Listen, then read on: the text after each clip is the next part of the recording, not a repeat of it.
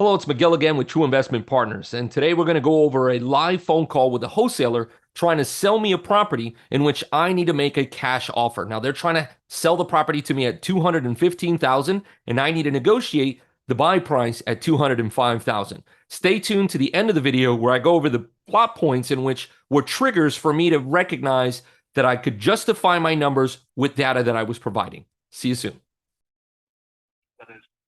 So, a few things. I'd love to take this property off of your hands, but I'm also noticing I got it from two email feeds.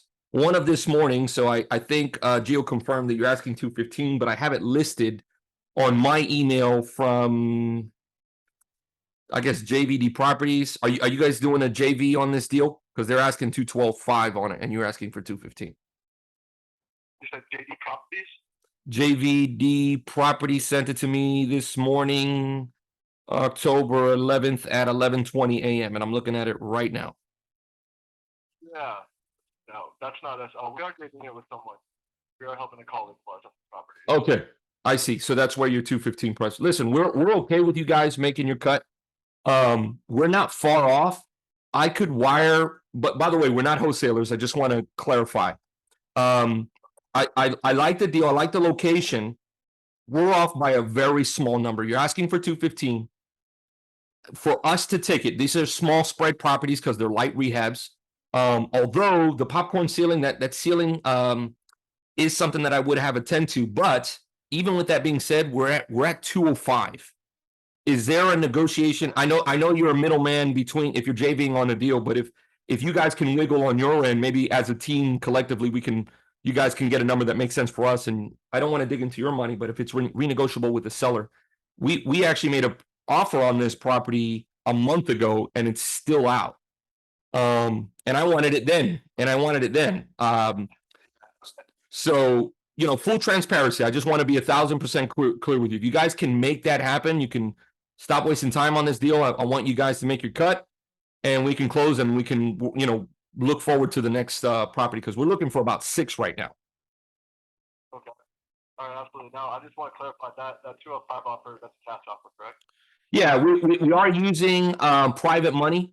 And so, yeah, but yes, we have whatever you need us to see. I know if this is the first time you've done business with us, although we've been getting the feed for a while, so we look at some and we buy a lot. We close on a property almost every week because we have a lot of beginning investors in our network. And we buy in large quantities because we're supplying these investors. So all of us are not wholesalers, just to emphasize, we're all actual investors who flip for profit, for rentals, for hedge funds, for different portfolios. But it's all coming from us, which is the singular company. So just tell you a little bit about us, what our intention is. I actually come from a wholesale background, which is why I announced that, because I recognize wholesalers want to make sure that they're dealing with end buyers. We are the end buyer. And I also don't like to dip into your money. I remember what that was like. So as long as it makes sense and you guys can tactically renegotiate with the seller, which in most cases we work as a team, you get your cut, we get the price that we need, and everybody's happy, we can move on and get to the next deal. Yeah, absolutely. So, all that sounds great. I don't see why we wouldn't be able to work something out, whether it's to our colleague or having the seller do a little price reduction. It's always easier for us to get the reduction after we do an inspection because if something comes back, we can always use that as a little bit of ammo.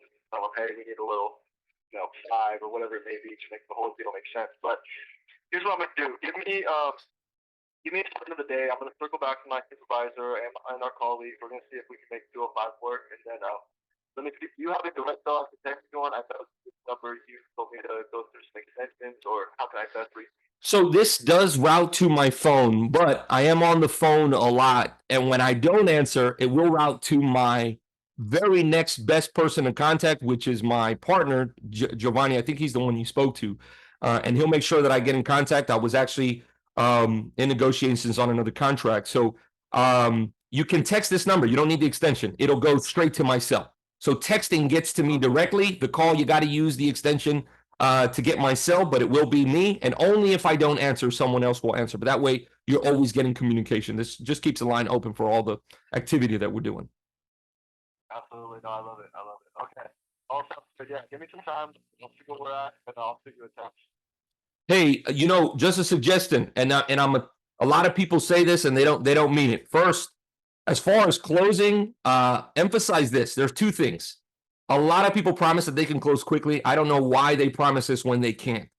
I can always close the following Friday, no matter when it is, and sometimes sooner. We're really efficient because it's private money. We don't have all the bureaucracy of dealing with, I think, hard money loans. We are going to send an inspection immediately. If we get under contract, we can wire within an hour. We don't have a problem with putting a sizable EMD. We don't need an inspection contingency. We've already done our eval. So just let them know it's not only about this deal. Just advise, listen, not only can we lock this up quickly and get it out of your hands, but I'm like seriously actively looking for our next deal. So if you guys want to present us some more properties, now I don't want that dependent on whether we close on this deal or not. Because I hate to tie it up losing our first transaction. I want to get one deal off with you, and maybe you can put me on your VIPs list because I'm interested in more. Yeah, I would love to do that. Let's zero in on this one, and then once we're done with this, I'm gonna get a buy box from you, and I'll add you to our list of ongoing new leads, and we'll send them out to you. All right, last question. What company are you from? Best? What's the name of the company you represent? Better Home Buyers. Better Home Buyers. Yes, I do recognize Better Home Buyers. Okay. We do a lot of that.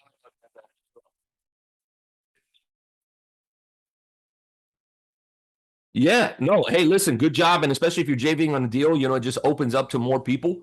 So I'm glad we were able to get in contact. So I'll be waiting on your call. Give me any feedback if you treat me good. Give me a call back.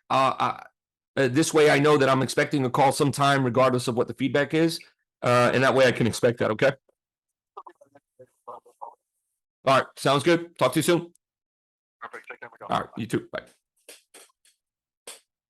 Okay, lots to talk about. Notice how in the video, I was able to identify right out of the gate just by presenting an email that was right in front of me showing someone else offering the same property for a lower price point.